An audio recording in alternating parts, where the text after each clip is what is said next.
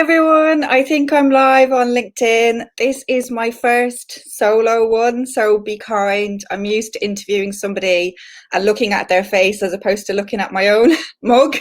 So bear with me, and I'm going to be trying to sort the tech as well and look at your comments. Oh, hi, Katie. I can see the comments are working, so that's great. So thanks for pipping up and saying that you're in the Cotswolds. I appreciate it. So today it's an ask me anything, and you don't have to be a business owner. You can be a job seeker, a graduate, a company. It's a half an hour to just pick my brain. If there are any questions that really bug you on LinkedIn and you just want to get them answered, fire them here. I'll do my best to answer what I can within the half an hour. And if it goes well, and if I've got loads of questions, I will do more of these. I'm thinking I'm probably going to do one a month anyway, and maybe in January I'll do a few, because I know a lot of people want to hit the new year kind of running. So I can see a lot of you picking up, and I really appreciate you joining me, because that's always one of the worries: is anybody going to come? So I can see we've got Cotswolds, London, Staffordshire, we've got the Netherlands, Manchester, Leeds. I can see one lovely Devon lady, Brighton, Hove. So thank you so much. So bear with me a sec. I'm not going to keep on that put in where you're joining from. I'm going to change my banner. So bear with me while I try and do something techie. Okay, I'm going to stick this one up now. So if you've got any questions, don't be shy. Stick them in the banner, in the comments, sorry. And to kick things off, I've got a few printouts of people who have stuck questions in the event itself. So I'm just going to start with a few of them. Lucy asked me, what's the best way to share presentations on LinkedIn? And she says that she's shared them in the past as PDFs, but she's found that the links within the presentation are not clickable. You can actually share a presentation as a PowerPoint. It doesn't have to be a PDF. So when you go to start a new post, you click on the little document icon and you've got the option to select PDF or PowerPoint. So you can load up a PowerPoint directly. So I would do that. And I think once you have shared a PowerPoint, or if it's something that you want somebody to look at, if it's like a show reel of your services, or indeed if you're a job seeker, you can create a PowerPoint of your skills, a little story of your life that will really help you stand out. And I would advise, once you have shared it, to feature it and attach it underneath your summary section. I think for job seekers, that's a really good way to stand out. If you are anyway creative and you're good at graphics, whether it's on Canva or PowerPoint, if you can create some kind of document that really sells your USP, and likewise a business owner, if you are creative, I'm really rubbish at PowerPoint, I'm not great at graphics, but if you are and you've got a good PowerPoint, by all means, just share it and feature it. And I know I'm going slightly off track, but if people look down my profile, a few years ago, I was a She Means Business trainer for Facebook, and I had to do lots of Facebook training for women in business. And I have attached a few PowerPoints, I believe. If you look down my job experience section, you should be able to see those PowerPoints attached in that experience, that role as well. So have a look down. So hopefully that's answered that one. I think most people think it has to be a PDF, but it doesn't. You can load up a PowerPoint directly. So I'm going to just answer one or two more, and then I'll come to the live questions. So bear with me, because I feel a bit compelled to ask these ones, or answer these ones first, because they pipped up first. So I'm just going to come to Charlotte Barnes, who's PA. And she said, what criteria makes profiles that stand out from others? Are there any particular keywords I should be using? Everybody should be using keywords, but you just have to do your own research and figure out what are your keywords. So for example, Charlotte, she's a personal assistant. If she's looking for a new job, or if she wants to be found for particular skills, the best way, if you're a job seeker, is to find a few good job specs online and look through all the skills and the requirements. And those skills, they are keywords. It's the same. It's just another way of saying skills. Keywords, skills, they're the exact same. Endorsements in your profile all mean the exact same thing. So I would find a few job specs And if the skills, for example, are they need someone with diary management, travel management, project management, they are all the keywords. So you need to have them throughout your whole profile. So you'd need to have them through your headline, through your summary, through your experience, your roles. And likewise, if you're a business owner, you need to know what your customers are looking for. What are they typing into the search bar? And you need to do your keyword research. So there are no like particular keywords for everyone. Everybody's different. Everybody has a different intention on LinkedIn. So if your intention is to find a new job, like I said, trawl job specs, get those keywords. If your intention is to attract clients, you need to survey your audience and ask them, what would they put in? And if you're really stuck, you can go to websites like Ask the Public, and another one is Quora, and you can see then the kinds of questions that people are putting in. And for example, you might call yourself a coach, but your clients might call you a consultant. So consultant is the key word. That's how they're going to find you. So you need to make sure you have done your research, really. So I know I'm going off slightly on a tangent, but there are websites that you can use for keywords such as Moz. There's quite a few, and if anybody, I can stick a few links beneath this at the very end. If you're stuck, there are actually websites that can help you figure out your keywords, and you can just put in personal assistant and it can suggest a whole variety of options. So I'll do that after, because I think a lot of people get hung up on keywords, and if you don't know your keywords, you're not really going to get LinkedIn working for you, because you're not going to be talking to the right people. Okay, and then Charlotte has asked me, how active should a business post on social platforms such as LinkedIn, Facebook, Twitter, and which format is correct, video, post, or photo? I'm not really going to touch on Facebook and Twitter, but just to say, all the platforms run differently. I mean, Twitter, well, I will actually touch on them a little bit. Twitter, you can have like 5 to 8 tweets a day, okay? On LinkedIn, you don't want to be doing more than one. And the reason really is, with the algorithm, you're only going to get really reach on the first post. Sometimes I do too, but the second one, I will always tag people in. If it's some kind of community post, I will tag people in the graphic or in the comments so that I get reach. If I didn't do that, I wouldn't really get reach, because the algorithm only really favors one post a day. So any more than that is really overkill. You know, on Instagram, you could have a few posts a day. LinkedIn doesn't work like that. And Facebook, again, I suppose you could pip up a few times on your Facebook business page, but you're kind of wasting your time on LinkedIn if you do. And I get quite a few people say to me, can you share this for me? And I'm like, no, because I've only got one post a day and I need to post about myself. And I thought that sounds terrible, but I have to post about things I'm doing or my partners or my clients. So the first post, you know, the day, make it count and make sure you post it at a good time when your audience are online.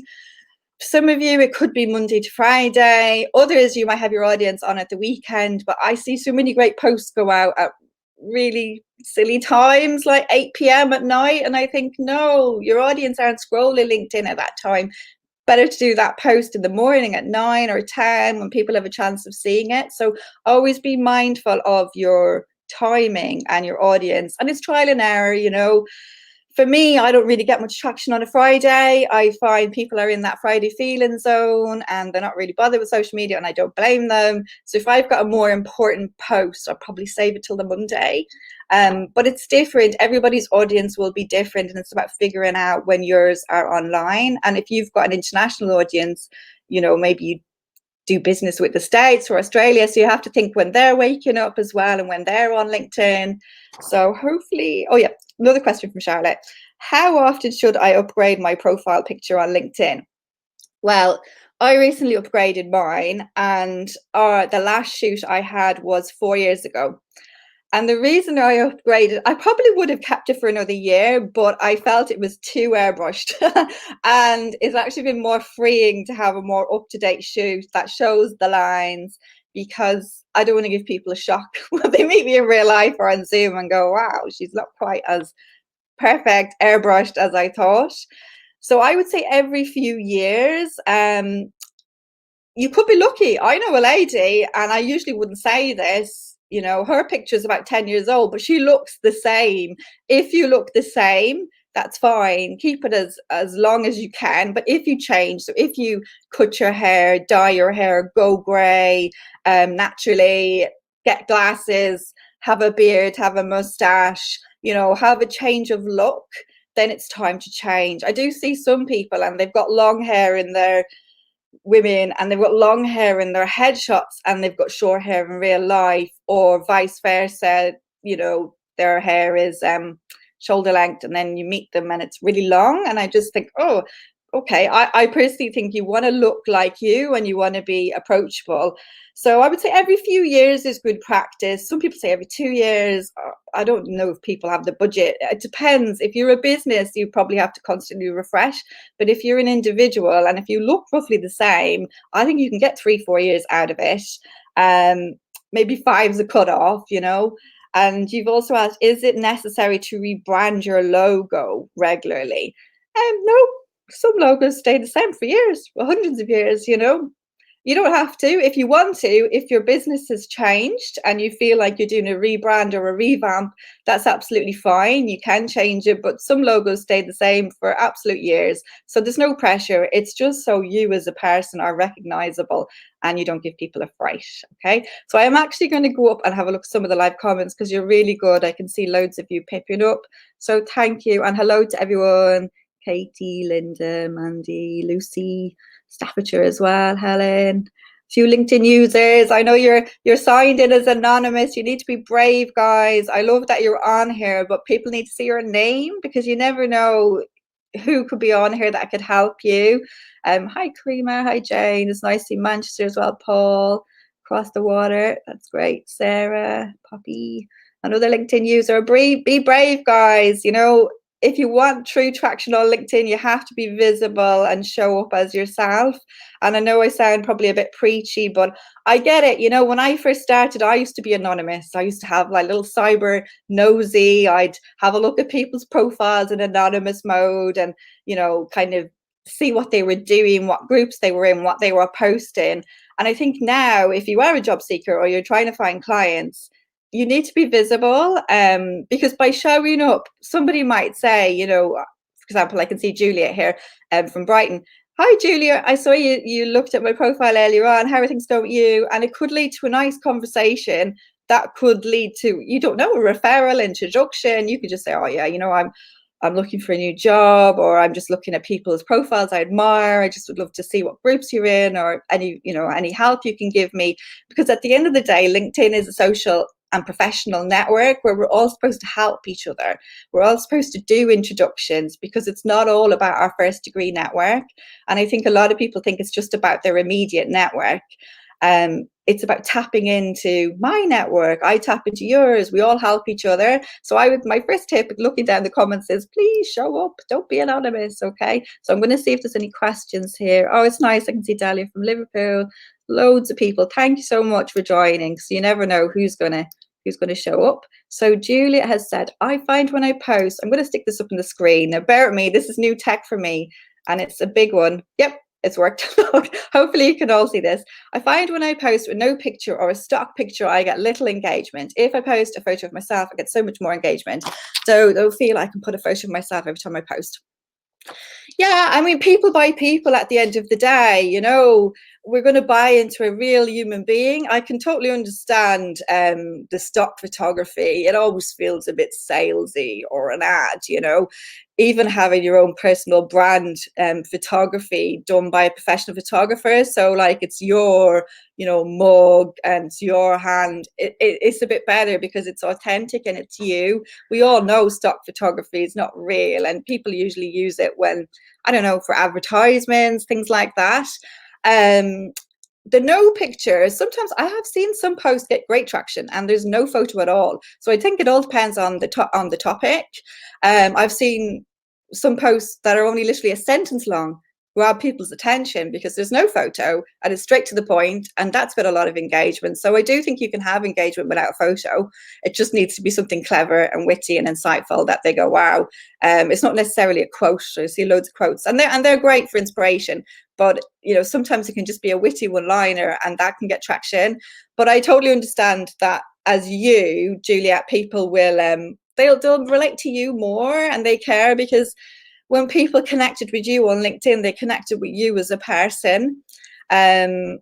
So they're going to be more invested in you. You're a human being. We're all human beings, and we're all trying to get through this time. So anytime I do a post as me, maybe saying some achievement I've got, and I share a photo, and maybe I'm holding, I don't know, a cert or a bottle of wine or something, or sound like an alcoholic, but I'm holding something in my hands, people will go, yay. Whereas if it's just a stock photography, or if I share it on my business page, they don't really care as much, because people associate your business page, I suppose, with more salesy stuff as well. So yeah, definitely, as you, and don't worry, you don't need to post pictures of you the whole time. But yeah, try and reduce the stock photography, I would say. And if you can afford a personal branding shoot, and I can see my lovely Poppy Jakes is on the call today. She did a shoot with me, and it was so worth the money if you are a business owner, because she took so many amazing shots of me that I will be able to share over a few years. Unless I drastically change and get obese with COVID and go completely grey, I'm going to use those for the next few years. And I've got this great kind of reel of photos that feel authentic to me. They're my picture, my mug, my whatever. So I would say invest in a personal branding shoot as opposed to stock photography, or get really good quality stock photography that nobody knows about, because we've all seen the same image again and again and again, and you just get a bit jaded when you know that image. You're like, oh, okay, stock photography. So sorry, I've gone off on a bit of a rant there. Okay. So Linda's just asked me, do I offer tutorials? I do. I do strategy sessions with people on Zoom for either 30 minutes, 60 minutes, or 90 minutes. And they're all recorded. I bring up your LinkedIn profile on the screen. I can give it a virtual audit, go from the top to the bottom. I can have a look at your company page, or help you set up a company page. I can look at anything really. So your activity, your posts, give you feedback on what you're doing and what you could have done a bit better. We can look at connection strategy, your messages. We can look at groups, events, LinkedIn Live, any kind of functionality. I specialize in the free version. I'm all about milking the organic reach, because I think too many people jump onto premium and think, oh, I'm premium, this is really going to boost me. And they haven't laid the solid foundation with their profile. It doesn't matter if you pay £50 a month for premium. Excuse my language. If your profile's crap, your profile's crap. It's nothing premium. And if you don't have optimized with the right keywords, you're just wasting your money. So I would get as much out of the free version before you ever need to upgrade. And I'm currently on the free version, and I've trialed premium, and I've trialed Sales Navigator, and I think it's worth upgrading the odd time for maybe a month, 30 days, if you are focused on search. So if you're a job seeker and you're like, right, I'm going to get strategic, I'm going to look up the companies, look up the recruiters, and I'm going to do loads of search, great. Likewise, if you're a business owner and you've got the time to be targeted and do lots of searches, it's worth it for a month. But in general, I say save your money, invest that money in a professional headshot, a photo shoot, and just getting your profile working for you. And you need to think of your LinkedIn profile as your career website, really, because when people Google you or your company name, you're going to find your LinkedIn link is going to come up probably above your website. So if somebody looks at your profile first and it's not optimized, they're not even going to look at your website. So there's no point having an all singing and all dancing website and not optimizing your LinkedIn profile, because it is powerful. And if you're a job seeker, you're not going to have a website probably, and your LinkedIn is your website. So you really need to get it working for you. So I know I've gone on for a bit of a tangent, but yeah, I do strategy sessions with people, and we can do an audit of your account, your profile, your company page, and all of that kind of stuff. How to get employees removed from company profile as they have never been employees and shouldn't be on there. I think, yeah, a lot of people, and I'm guilty of it, but in a positive way, because I'm doing voluntary work at the moment with Enterprise Nation, and they run a local campaign called Local Leaders around the UK, and every county has a leader, and once a month we co-host, and we host a meetup for small business owners to help them through the pandemic. So in my experience section, I have linked to that. So it's kind of showing like I'm an employee of Enterprise Nation, but I'm not. I'm a volunteer and I'm a member. So people do this sometime. I will get back to you. I don't know what your name is, LinkedIn user. So please reach out to me and I will message you exactly what you need to do. So my email's at the bottom, if you can see the ticker going along, or if we're already connected, reach out to me and I'll send you instructions on what you can do. So don't worry, it does happen to everyone and I'm guilty of it, but in a positive way. Okay, Sarah Mills, lovely Sarah. As a business owner, should I be using keywords that to relate to what my business offers people in all my posts? Yeah, I mean, once you know your keywords, like obviously for me, it's LinkedIn trainer, LinkedIn consultant, LinkedIn coach. Once you know them, I don't think you need to go crazy. The same way, you're advised on your website or in blogs, don't go keyword crazy, because then it's like, it would be a bit weird if I put the word LinkedIn 20 times in my post. You're kind of like, okay, I get, or LinkedIn trainer, LinkedIn trainer, LinkedIn trainer. You have to make it look natural. I think it's more important to have it throughout your profile and your company page, and then obviously have a few in your posts, but don't go crazy in your posts. And some of them could, your keywords could be your hashtags at the end of the post as well. So one of mine's always like hashtag LinkedIn or hashtag LinkedIn tips. So yeah, I think the main thing is to have it in your profile and in your company page. And when I say profile, I mean all the way through if you can. Don't, like, that keyword skills and endorsement section, they are all keywords and you're allowed to showcase 50. So do your research and make sure that those 50 skills in that section are up to date and they're what you want to be known for. So some people forget to update and they have the same skills they had when they were an employee and now they're a business owner. So maybe they were skilled at, I don't know, I'm trying to think, minute taking. I personally hate minute taking, but anyway, and then they become a business owner, but minute taking is not really a skill anymore. So you might as well delete that off, because it's not relevant anymore. Or yeah, just have a look through, because it's always worth refreshing, because there might be some that you think, you know what, I hate that. I'm good at it, but I don't want to be known for that anymore. So it's far better to have ones that are relevant. And I know Sarah does Arbonne. So Arbonne is a keyword for you, and vegan, nutrition, health, all of that kind of stuff. So it's just about doing your research and figuring out what they are and optimizing those 50 skills. So I'm going to have a quick look and see if I've missed, because I did miss one. Oh, yeah, okay. LinkedIn user, is LinkedIn Sales Solutions any good? I'm not sure about Sales Solutions. I don't know if you mean Sales Navigator. It is good if you are going to use it. A lot of people upgrade and then are passive and do nothing and think because they're on Premium or Sales Navigator, they're going to be magically found because they've paid. But if you're not active, it doesn't matter. So you have to be active. The good thing about Sales Navigator is that you've got way more search functionality. So if you are doing an extensive search, you can spotlight people by their titles, by the company size. You can get way more in depth. So like I said, it is worth upgrading, I think, for free. For a month. I know I'm terrible, but for free, try it out. All of you, try out Premium for free or try out Sales Navigator for free. You've got nothing ventured, nothing to lose, and you just downgrade at the end. Try it out. I think it's good if you are a job seeker or you are doing extensive search. I'm not always doing extensive search. I don't have the time, but the odd time I'm like, okay, I need to be focused, and then I can upgrade.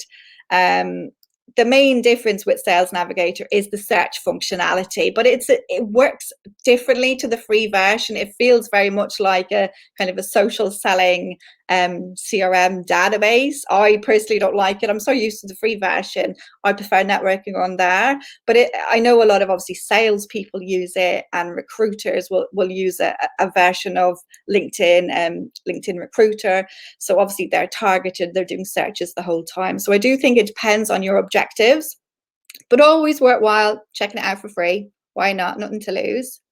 So I'm just going to quickly go back. I'm going to have a look at the time anyway. Okay, whoa, 5 minutes left. My God, I'm just going to go back to some of the people who messaged me in the group, and I'm sorry if I haven't got to you all.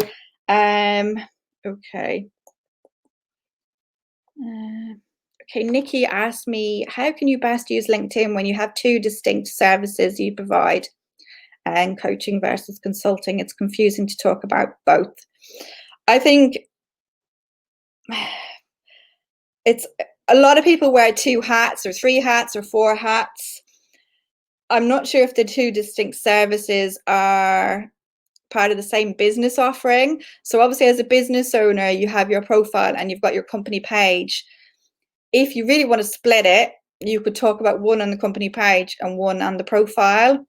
I don't see the harm of talking about both coaching and consulting. They kind of seem to morph for me, to be honest. I don't see any problem in mentioning two things in your headline or your summary. I think it makes somebody more interesting actually if they've got two things. I worked with a personal trainer years ago when I was trying to get healthy, not now. And he used to be a firefighter. And I was like, wow, this is really impressive to me. And he actually was one of the firemen who ran up Grenfell. And I was like, wow, this is amazing. You need to shout about both of these because I trust you as a fireman anyway. And now I can see you're super fit and now you're a PT. It's like an obvious transition, but he didn't think it was. And I know of an amazing lady who used to be a solicitor. Now she makes clothes for petite women, petite fashion wear. And it's interesting. So I think it's nice if you see in people's profiles, if they do two different things, because they may relate to you on one. It's good to have two offerings anyway, because they might think, you know, I don't want coaching. I don't want to commit to a coaching program, but I would like actually a 1 hour consultancy session with you. So I would probably talk about both. Yeah, and if you really want to differentiate, like I said, you could talk about one on your page and one on your profile. But I don't see any problem because we all wear lots of different hats. Look at people like Leonardo da Vinci. How many things did he do? My God, he was amazing. So don't feel bad. I think we all kind of get pigeonholed and think I can only do one thing. So I suppose for me, I say that I do LinkedIn training, but I'm also a volunteer. So I do that local leader meetup. I'm an NHS volunteer. Somebody could connect with me. I don't expect everyone to want LinkedIn help from me. They may not give a shit, excuse my language, and that's absolutely fine. But they might say, oh, I'm an NHS volunteer, and that's great. And we connect and we know each other and we can chat about that. And then maybe down the line, they'll go, do you know what? I think I need LinkedIn help, or I know Mary who needs help. So I think it's good to have two things, you know, so I wouldn't worry so much about that.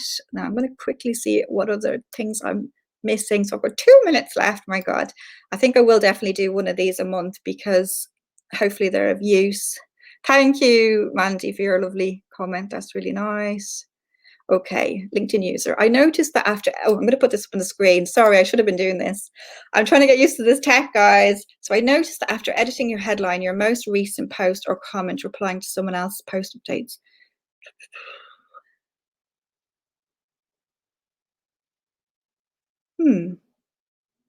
There shouldn't really be a knock-on effect. If you edit your headline, it shouldn't really impact on your I'm sorry about that, my phone, I should have had that switched off. It shouldn't really impact on your posts or comments. So that's a weird thing. And to be honest, I wouldn't really worry about it if a comment looks like it's edited.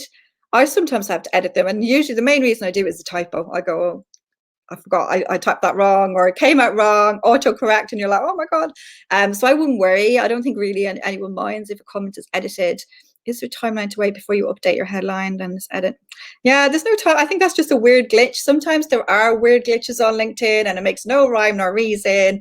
Sometimes you might need to refresh the app on your phone, turn off your phone, turn it back on. Likewise, log out of the desktop, go back in, you know. Sometimes LinkedIn plays up. As much as I love it, you know, crazy things have happened to me on LinkedIn and they make no sense. And then they kind of fix themselves a few hours later. So don't worry about that. And Aisling, thank you for your lovely comment. Okay. I'm trying to see if I've missed any other ones.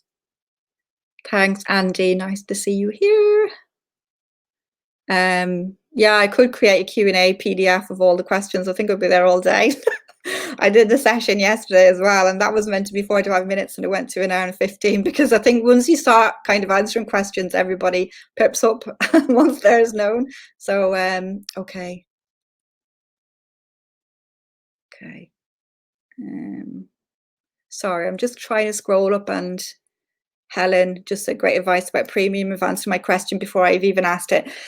Just anyway, premium, okay? I don't want to diss premium and Sales Navigator completely. If you upgrade to premium for free or you pay for it, the advantages are you get access to LinkedIn Learning. So if you want to do courses, fill your boots, you've got that time to do them for free. So that's one advantage, okay? There's also a new feature in premium. I'm not on it at the moment, but it's a new out of office feature. So you can leave a little out of office. So that might be useful if you are away. I need to upgrade to explore it fully. I've got two come back to me from it, and they were very short, so I'm not sure of the text restrictions. They didn't really massively impress me. And I think if you did get that feature, you'd want to put a quirky out of office. Don't just do a boring I'm out of office. Do something clever, or leave your email anyway, you know, because you want people to not get that and to move off. One supposed advantage of premium is InMail, and I'm not a massive fan of InMail. So you're allowed to get 15 InMail a month. And an InMail basically means that you can message someone even if you're not connected. So if they're a second or they're third degree connection, you can send them an InMail and they get it in their inbox. Now, just because you've sent an InMail and you've paid for this feature doesn't mean that somebody's going to respond to an email, okay? They can feel a bit spammy sometimes. And even if they do respond, there's no guarantee to you connecting or anything like that. So my free hacky workaround is on the free version, if you belong to the same group as somebody, you can send 15 free messages a month across all groups. So 15 in total. So you've got 15 InMail on premium, on the free, 15 messages across groups. So if I tried to connect with someone, just say I tried to connect to Helen, we're already connected, she's lovely. But if I wasn't, if I tried to connect to Helen, she doesn't respond to me, I'm like, oh, I really want to get in touch with Helen. Well, I bring up her profile, I scroll to the very bottom, I go to her interest section, I see what group she's in.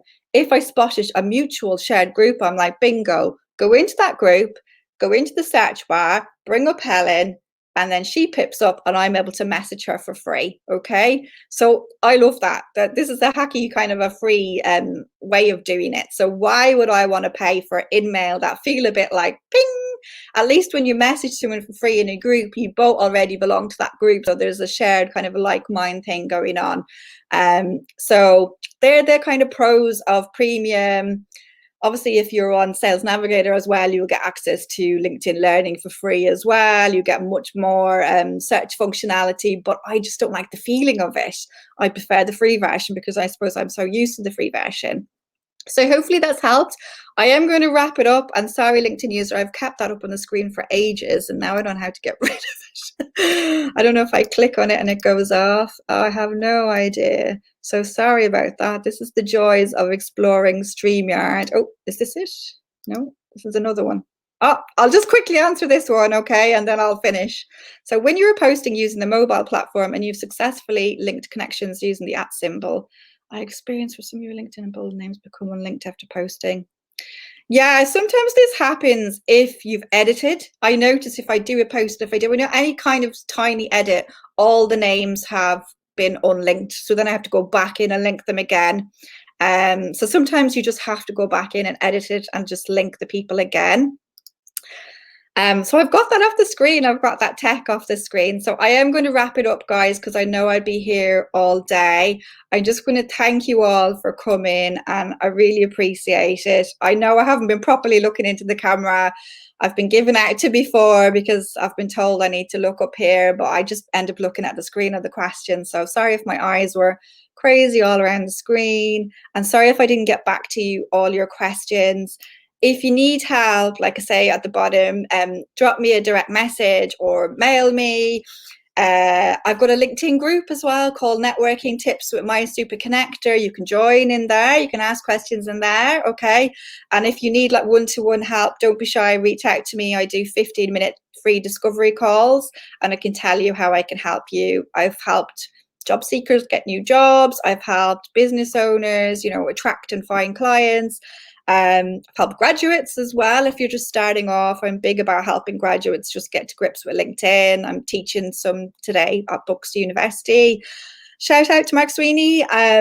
Yeah, and companies as well. If you need help and you want a workshop on employee advocacy, I've started to do a lot of these this year. I recently did a whole series with Hiscox, and I'm going to be doing another one of these LinkedIn Live in a month or so with Dion Smith, who was on with me before for an interview, and we're going to be talking about employee advocacy and the need for personal branding and brand awareness for all your employees, because you may not think of yourself as an influencer as an employee, but you are.